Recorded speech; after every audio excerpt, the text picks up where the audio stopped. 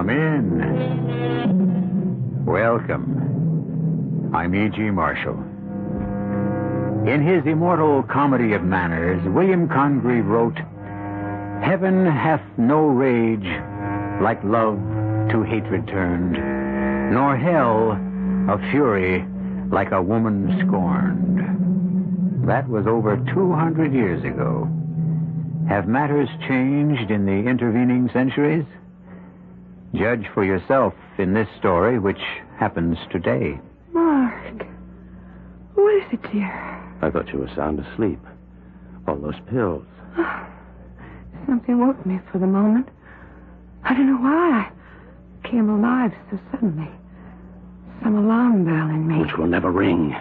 You're not going to be alive. What are you doing with that pillow? Playing Othello to your Desdemona, my love. No, Mark. You can't be serious. It's all just...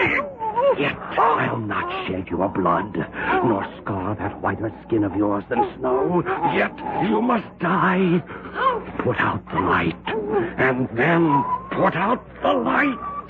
If I can quench thee. No more moving. Still as the grave. My wife.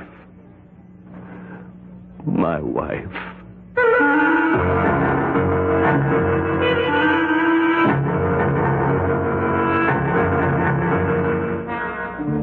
Our mystery drama, Hell Hath No Fury, was written especially for the Mystery Theater by Ian Martin and stars William Redfield.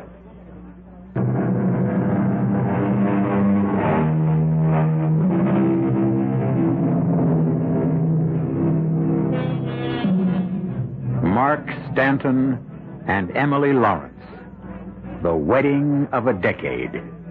The first, a shining light of the classical theater. The second, a new, fresh, and lovely star of the screen who transcended any picture she illuminated. A public romance shared avidly by the fans that ranks with Romeo and Juliet, Eloise and Abelard, Desdemona and Othello, and which is destined to end as tragically. But to start a story, one must have a beginning, not an ending. So let's go back a few days before Emily Lawrence's sudden and tragic death. Back to a meeting between Emily's half-sister, Elspeth Whitmore, and Mark Stanton. But who the devil? All right, Doll, you better get your clothes on and be ready to scoot. I'll give you the high sign. Hand me my gown, will you? Whoever it is, they aren't going to quit. Thanks, baby.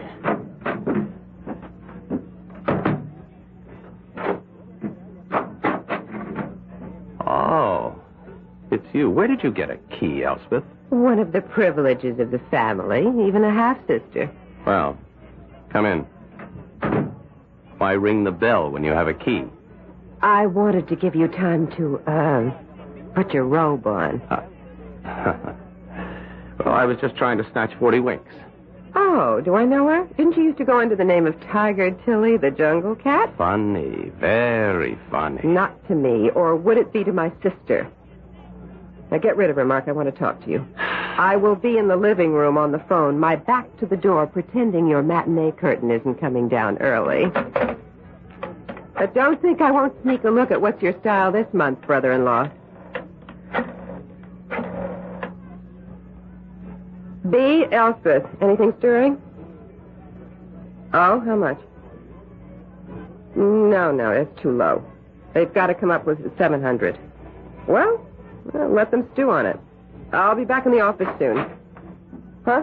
Oh, wait a sec. No.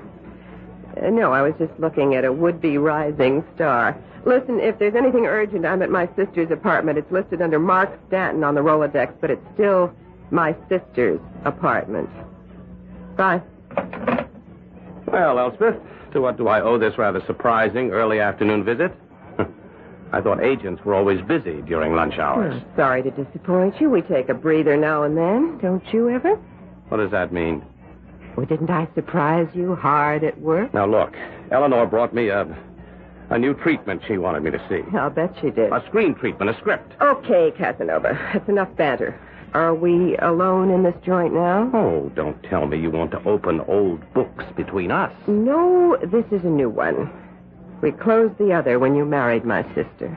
Half-sister. Do you have to rub it in? I'm plain, flat-chested, and no hard hat ever whistled at my legs, but I still have brains. Who needs them when you have Emily's 36, 24, 36, and even the members of the Union League Club look up from the Wall Street Journal when she moves by? Mark, sit down. I'm about to kick your feet from under you. What are you talking about? It's a pity you met me before Emily, isn't it, Mark? And needed me. I beg your pardon. Oh, without an agent and one who cared, you were nothing but a stud. If I hadn't nursed and supported you through speech lessons, singing lessons, small parts, and nothing out of town Now, damn you, I may not have had much education, but I always had talent. Oh, I'll grant you that. But you're lazy. And once you met Emily and knew she had all the looks and all the money, it was time to drop me. But don't forget Emily's money comes from being a film star. And I made her that. Let's forget past history. Mark, since I came back from Europe, I've been going over Emily's financial position. But what right have you to... I happen to be her manager as well as her agent. And I don't like what I see. Emily has never made more in her life. You have never spent more. We have a front to keep up as two reigning stars. Hogwash. You're a successful ham who draws suburban ladies with delusions of culture and dreams of vicarious God knows what to the theater. You make peanuts compared to Emily and spend the kind of money she makes. A temporary loan or two. I have some pictures in the works. Oh, come on, Mark. You couldn't draw flies to a movie theater even in an exploitation film. So, I have talked it over with Emily. And as Harry Truman used to say, the buck stops here. What does that mean? I'm putting Emily on an allowance, enough to take care of her needs. You can handle the apartment and the rest. But no more play money, little boy. And that's only the beginning. The next thing I'm going after is her will. The one that leaves everything to you. If anything should ever happen to my sister, I can think of better causes for her estate to serve than Mark Stanton, the heel of ham.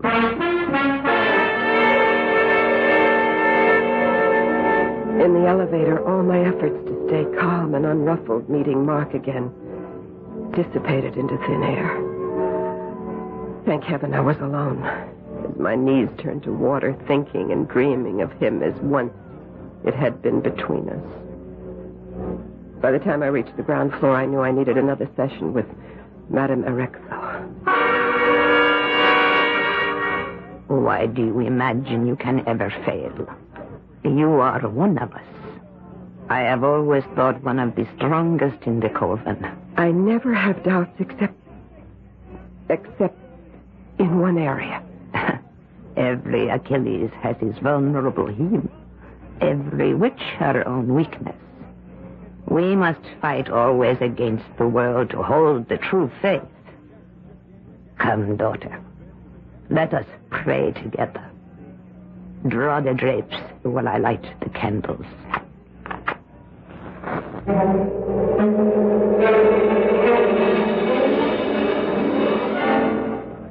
Now, step within the magic circle with me. Yes. Oh, great Erexo, mother of us all, who crouch in the black shadow of your wings. I conjure thee, form of the instrument, by Lucifer, prince of darkness, by all the stars which rule by the four elements, that we may obtain by thee the perfect issue of all our desires, which also we seek to perform without evil, without deception. We are answered. I know what I'm doing is right. Will it turn out that way? Will you read the tarot cards for me? I am your sister in Satan. I am at your command. Sit down while I shuffle the cards. You know what that means without asking. The King of Coins. A sign of ill omen. Was the question asked for yourself? No. I will ask one for myself now. Then cut. The Ace of Cups. That is a promise of beauty and fertility. For me? Why not? You are young. Scarcely beautiful. One more question. One only. I'm asking it in my mind. Cut. The card of death. The 9 of Swords. No. Not my sister. Not my sister.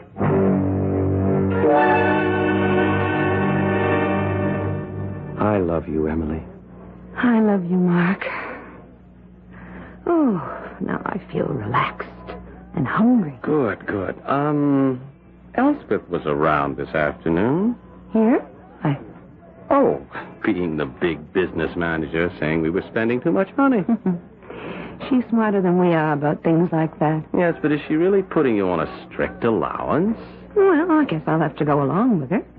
She says I'm starting to spend more than I make. Now, how is that possible? Maybe you need a new business manager. Oh, nobody would be better than Elspeth. Besides, she's got to make a living, too. And who would I get? Well, how about me? Oh, darling, you have no idea of the value of money. No, when I'm old and penniless, and if in his infinite mercy the man upstairs saves you from looking at me anymore and snatches you upstairs for himself, Elspeth tells me she'll be my guardian. Well, she does want me to make a new will. And it wouldn't be a bad idea. We're both so stupid about how to handle what we've got. And if anything ever should happen to me... Oh, darling, please, I was only kidding. Let's get off this. No, as long as we got on it, I think Elspeth has the right idea. She'd see you didn't throw it all away, so I agreed. I'm going to remake my will on Monday. Well... Now, I've got to wash up, and you go tell the cook to get that dinner on the table. I am famished. Well, that tears it. Elspeth, Emily, one of you has got to go. Now, let's see. Which shall it be? Which can I get away with? Charming fellow Mark Stanton. Matinee idol for a limited audience of aging women. His main role, Romeo. Although he has been seen with varying success critically as Orlando, Bassanio, Lysander, all Shakespearean lovers. Interesting casting when you think of it. Or as we learn about him. He might have made a better Claudius, of whom his nephew Hamlet said, that one may smile and smile again and be a villain. I'll be back shortly with Act 2.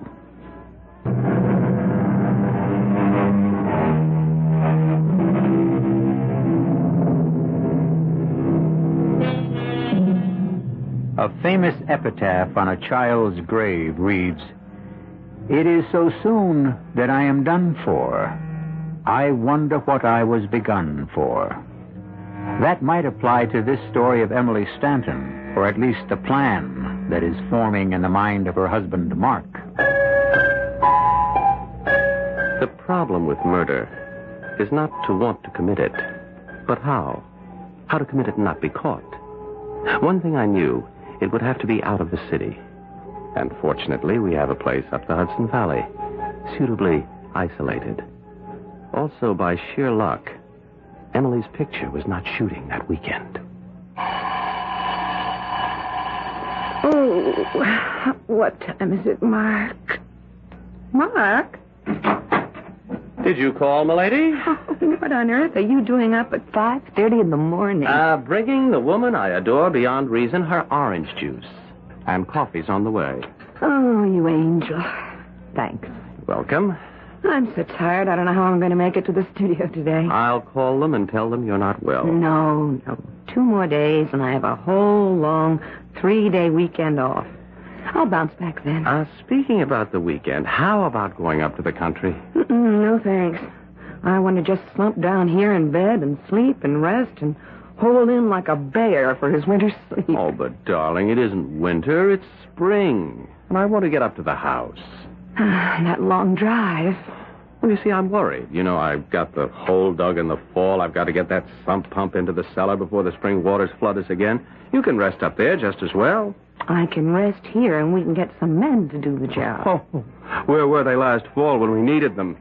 Can't we make it next weekend? Well, it'd be too late by then, I'm afraid.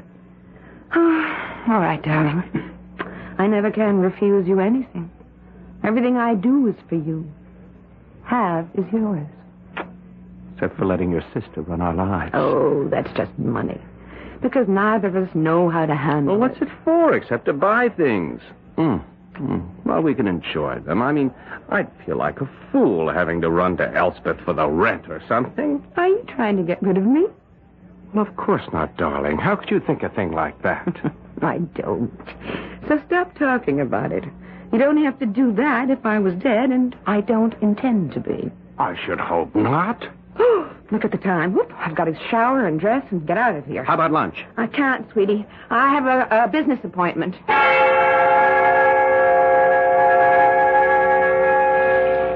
In the shower, a moment or two later, I wondered why I hadn't told Mark my lunch was with Elspeth. Then I decided it was better that I hadn't. And I wished I hadn't agreed to dragging up to the country house. But he's really so beautiful and so sexy and so persuasive, it's awfully hard to refuse Mark anything. If I'd only known I picked the wrong thing to ever refuse him, I'd never have let Elspeth talk me into what she called having more backbone, Emily. You can't give in to everything Mark wants or asks. He's a selfish child. That isn't true, Elspeth. Look, honey, take it from me. I found out the hard way. I'm sorry. I didn't mean to bring all that up again. All right, forget it. I've forgotten Mark that way. Plant us two side by side and ask any man to choose. Which way would it go? Well, I'd never have come back from the coast a year ago if I'd known I was going to bust up a romance between you. Emily, we've been over this ground before. You didn't bust up the romance. There wasn't any to bust up except on my side. Mark needed a good agent, and he got me. In more ways than one. So, Benny, period. I'm still sorry it hurts. I wish I could make up for it. Well, you can. Two ways. Draw that will making me executrix of your estate and let me budget your dough. It seems unfair to Mark. Listen, Emily, I don't want you to get your back up, but I get the word he has gambling debts, and if he thinks he has backing, he could go sky high. Now, just let me put the brakes on, okay? I suppose it's too much to hope that your love for that muscle-bound Greek statue you married isn't letting up any. Mark? What would make you think a thing like that? Oh, I don't know, just an irrational hope, I guess. You still love him, don't you? That isn't the point. I love you, and I'm very concerned about you. What do you mean? I don't know. You'd only laugh at me if I told you. It's really funny, isn't it? I mean, the genes. We both come from the same mother, but our fathers were so different. You, blonde, blue-eyed, open, uncomplicated, trusting. And me, dark, brooding, sharp-tongued. Much of this world, and yet not. What does that mean? I could never explain that to you in a millennium. But I am a psychic. You mean like those funny cards you used to read and foretelling what's going to happen and things like that? Yes, things like that. Emily, listen to me. This is a dangerous time for you. Be careful. Just be very careful. But I don't know what you mean. I can only see so far. I can only warn you. Just be very careful. Now, you are scaring me. I mean to. Well, it is known to you. It's just that I have the weekend off, and Mark and I are going to the country. Ellie, I really don't want to. I'm scared of the drive. You mean because of Mom and your father? Yes. Emily, how many times have I told you it wasn't your fault? It was in the cards. I was driving when they were killed. And a drunken madman by fatal chance jumped the road divider and forced you off the road. What else could you have done? It was not your fault. I know, but I still have nightmares about it. You're not going to drive, are you? I'll never drive a car again. It's just I'm afraid even to get into one. Now, excuse me for changing the subject, but you have to get back to the set soon. I want you to take a quick run up to my office. Why? Harry is there now. I had him draw up a new will for you, and I think we ought to get it signed right away. Well, I don't know. Mark is sort of hurt. Emily, if anything ever happens to you, I will take care of him the way he should be. You know you can trust me for that.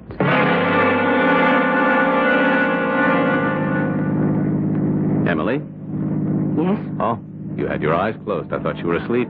That's not why my eyes were closed. Oh, darling, come on. We've got to put things behind us. I try. It's just... You're in the fast lane. Oh, darling, it's late. I want to get us home. Move over. Never travel in this lane. All right. I'm sorry. I'll cut right into the next lane as soon as the car behind me passes. Now, please, sweetheart, I want you to relax. Just forget everything this weekend. Just play possum. Play possum. Would I have the nerve to do it? And beyond that, could I really find the how? As the hum of the car soothed both of us, and Emily appeared really to drop off to sleep, other things came to my mind. That damn cellar. Flooding every spring when the surface water unfroze and coming down the hill defeated every trick we tried to keep it out. The sump pump was the only answer. And suddenly, at that moment, although it turned my stomach, there was the answer to my bigger problem.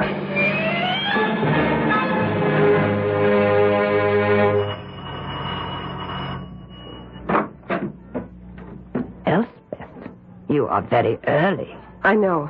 The coven does not meet until midnight. I had to come. I need a special reading. I have intimations of disaster. You remember our last... One of my gifts is total recall. The last question I asked turned up the 9 of swords. I asked about my sister. Oh? Now I want to know how soon. When? That is not always divulged. But let us tell the cards and find out if we can. If you want. If I want? Remember, there is no way of stopping what has been decreed. Has it been a good weekend, darling? Oh, yes. I feel so rested, so relaxed. Good. Maybe it's just as well I came. Did you get everything done in the cellar you want? Well, yes, I had to do some more digging, make the hole larger, but I have plenty of cement to finish up tomorrow. Tomorrow? Well, that's Monday. Right. I thought you could drive down tonight. You know I won't think of ever driving again. All right, darling, all right. I'll drive you in the morning and then drive back up. Now, come on, sweetie. I've taken off the phone so we won't be disturbed. And I'm going to carry you up to bed and tuck you in for the best sleep you've ever had in your life. I was so tired I could hardly keep my eyes open. But some inner alarm, some nonsense voice kept jogging at me to stay awake. Until I thought it's only tension. Foolish to be afraid. I am in my beloved husband's arms. And how safe can I be? Is she still in danger? The 9 of swords still threatens. But when? How soon? I cannot tell from the cards. Maybe I should call the country. May I use your phone? Of course. What danger can she be in with her husband? Oh, it's a very long drive. You know what those roads are like. Oh, damn. What? A busy signal. Well, at least it means they got there safely. Still... Wait for the mass tonight. Within this circle, more questions are answered than through the cards. Be patient. I'll try. But I can feel death in my bones. Yes, you must die. Put out the light, and then put out the light. If I can quench thee. No. No more moving. Still as the grave. My wife. My wife.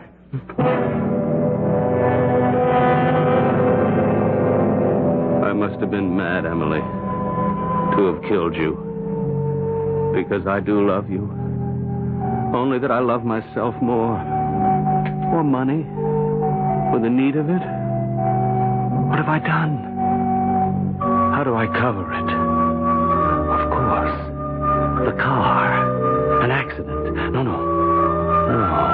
An accident with a car into the river at the Devil's Elbow. But the body must never be recovered.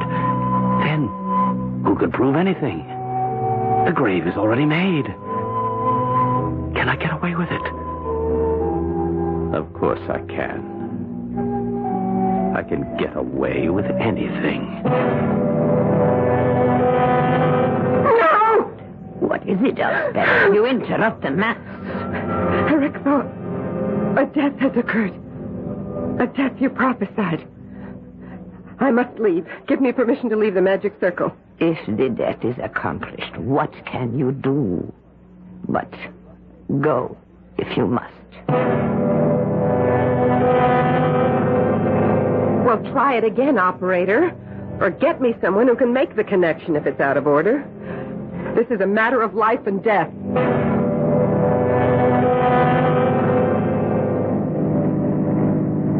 Shame to waste a car I love. On such a night, Troilus climbed the Athenian walls. Madness. The whole thing is madness. But there has to be a reason for Emily's death. The car smashing through the guardrail 500 feet to the river below. The car recovered, the body never. I will bury that 5 fathoms deep. And why should anyone question that Emily's body lies cemented in the well of a new sump pump planned over a year ago? So, goodbye, my favorite car.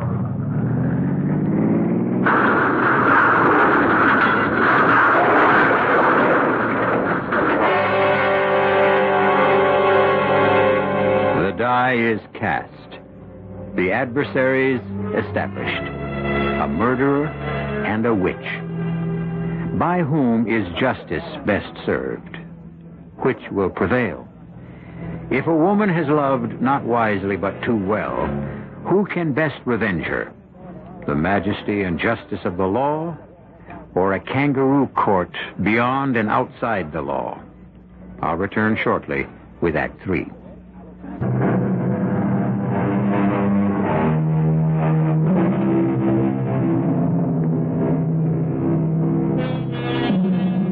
Mark Stanton has deliberately murdered his wife.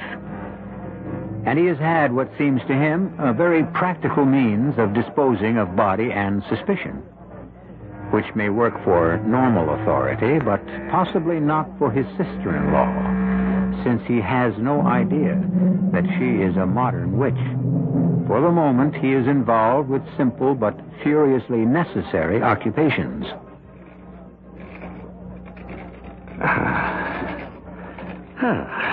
That looks pretty good. Pump in its well, cellar floor replaced.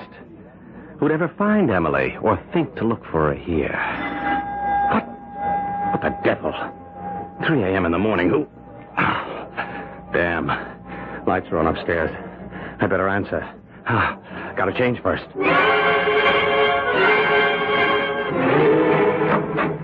Well, about time. Oh.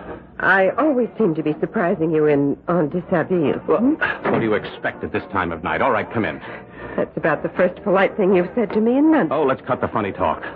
What are you doing up here in the middle of the morning? An interesting phrase. Shouldn't it be the middle of the night? All right. Let's bury the New York smart talk. What do you want? To see my sister. She isn't here. Oh? Why not? She had a 5 o'clock call on location for sunrise shots. So she decided to drive back last night and have the limousine take her on location this morning. What made you take a 2-hour drive out here at this time of night? I'll tell you half of it. I was scared, if that means anything to you. Well, it doesn't. What's the other half? I won't tell you that yet. Although someday you just might have to learn. I won't even pretend to understand that. Oh, excuse me. Yes. Yes, that's right. I'm Mark Stanton. What? Where? No, never mind all that. How is she? No, I'll be right down there. What was that? Emily. Her car went out of control at Devil's Elbow. Oh, no. She went through the guardrail, plunged 500 feet down into the river. The car's a total wreck. Never mind the car. What about Emily? Well, I haven't found her yet. The car windows were open. If she got swept down the river and into the lake, they may never find her. You mean she's dead? You don't have to. And what else? A plunge like that, the car totaled. What else is there to think? Nothing. Emily is dead. What? That's a strange way to... Oh, Elspeth, I'm sorry. This must be terrible for you, too. It is terrible for me. But not too. Huh? What does that mean? I mean, you killed her. How could you think a thing like that? I don't think. I know. But it isn't going to do you any good. It was all for nothing. I don't know what you mean. You will. When I'm ready to tell you. Right now, let's go to the scene of the... What shall we call it, Mark? Let's just say... the tragedy. Okay, boys, use the crowbars. Get those doors open. Go over the inside. Check the ignition key, huh? Oh. You Mr. Stanton? Yes, that's right. I'm Mrs. Stanton's sister. How do, ma'am? I'm sorry about this. My wife, you think she's dead? What can I say? A fall like that, and what? Well, ma'am, this here shoe. One of my men found its mate washed ashore just before the river empties into Lake Kahakawa. Right down near where the car landed, in the river, we found your sister's pocketbook. It don't look good. Can't her body be recovered from the lake? We'll try, but that lake bottom is soft mud, or whatever you want to call it, from all the leaves the trees have been dropping for millions of years. It's like a quicksand. Nobody who ever drowned in that lake ever was seen again. Oh, my God. Look, why don't you go on home, Mr. Stanton, and take your sister-in-law with you. As soon as I'm finished up here, I'll drive up. There are some questions I'll have to ask. Well, what do you mean, was Emily exceptionally tall? Well, for a woman, I meant. Actually, my sister was quite small. 2 inches shorter than I am. And I'm only 5'4". Well, all right, yes, Emily was quite tiny, but what difference does that make? The driver's seat was adjusted for somebody as tall as, well, say you, sir. Oh, well, it could have been knocked back in the crash, couldn't it? Yes, sir. It could. Was your wife wearing gloves when she left? Gloves? Why? Driver's wheel had no fingerprints on it. I just wondered. Oh, yes. Now I remember. Yes, I think, yes, she did have gloves. You drive with gloves, Mr. Stanton? Well, yes, usually, and the car is on constant maintenance at the garage. Yes, sir. All right, just one more question for now. Were you alone in the house when the accident happened? Oh, I suppose I must have been. Well, I was just wondering if your sister-in-law was also here. I arrived shortly before Emily left. I had planned to drive her into town this morning. We had some business to discuss, but when she insisted on leaving last night, I was just too tired to make the trip, and I had brought Mark a new script. Since Emily was taking Mark's car, I decided to stay, let him read the script, and we could drive in tomorrow discussing it and return it on time. Well, I guess that closes things up for me. Sorry to have taken so much time. My condolences, Mr. Stanton. I hope we can find your wife. He is just as certain of it as I am. You murdered Emily. What are you saying? The truth. If you believe that, Why did you alibi me? I wanted to spike the sergeant's suspicions, at least temporarily. What are you up to? At the moment, not very much. I want to sleep on all of this. Oh, by the way, don't entertain any ideas of getting rid of me. You see, brother-in-law dear, I happen to be exactly what you think of me. A witch. Only I am a real one. And because I am what I am, I can feel her presence in this house. If I told the police what I know, they'd search it from top to bottom.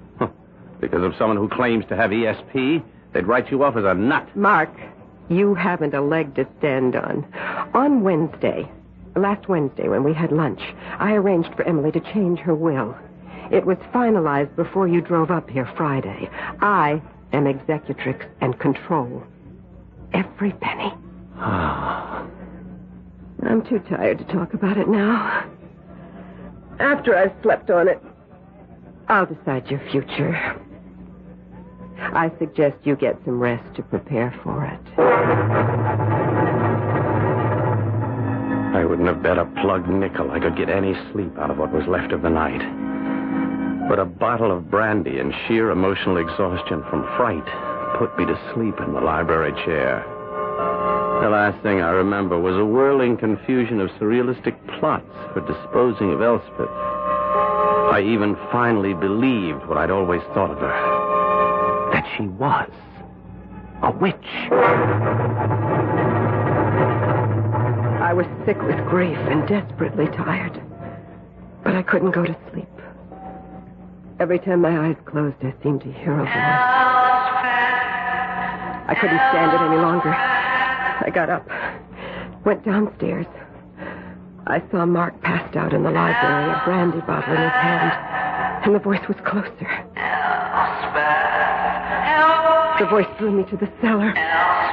Help me. And there, beside the furnace, I knew it at last. The fresh cement, still drying, beautifully blended and tapered into the old surface. Now I knew where my sister was. Now I knew exactly what I had to do. I now pronounce you Elspeth Garrick Whitmore, and you, Mark Blaine Stanton, man and wife. You may kiss the bride.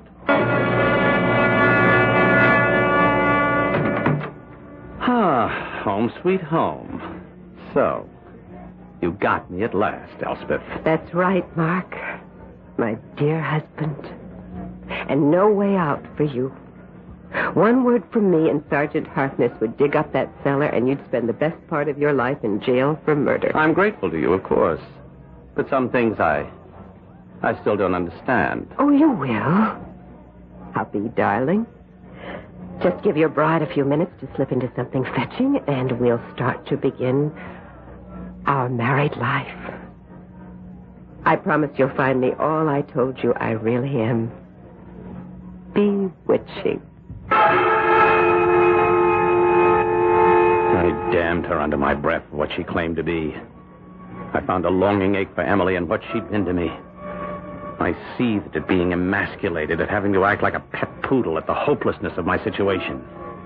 I dreamed of the 1,000th plot to get rid of Elspeth. Oh, an idle dream. I'd gotten away with it once, never again. And then she called me into the bedroom. Come, lover boy. Oh, good Lord. No. You didn't really believe I was a witch, did you? You're not Elspeth. You're Emily. I've borrowed her aspect. Does it please you?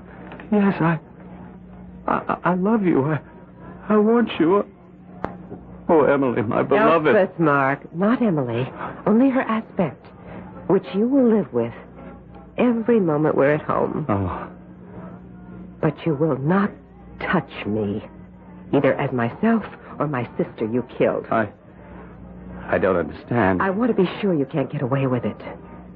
A good lawyer, your own natural charm, a long, bitter trial, the possibility of escape. And even if they found you guilty, there is no death penalty, so my way's better. No money, no freedom, and the remembrance every day of the crime you committed, the girl you murdered to haunt you fresh and lovely while you grow old and forgotten. This is your cell, Mark. Plush-lined, perhaps, but more confining than anything state or government could devise. And I am your jailer.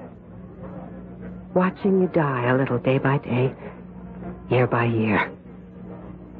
I've read it in your cards, traced it in your horoscope.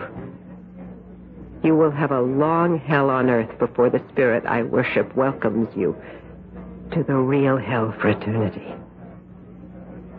This is my revenge for my sister.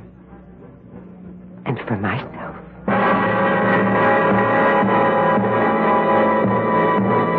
As it was in the beginning, so it is now and ever shall be. Heaven hath no rage like love to hatred turned, nor hell no fury like a woman scorned. For this story there is no ending. A man bought only what he deserved. I'll be back shortly.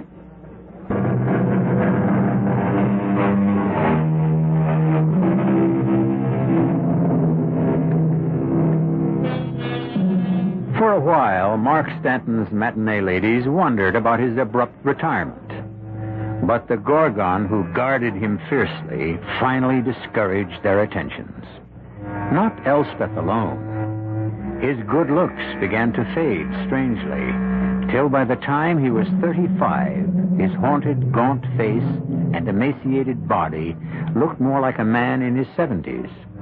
He eventually was committed to a state institution for the insane and died there without even an obituary to mark his passing.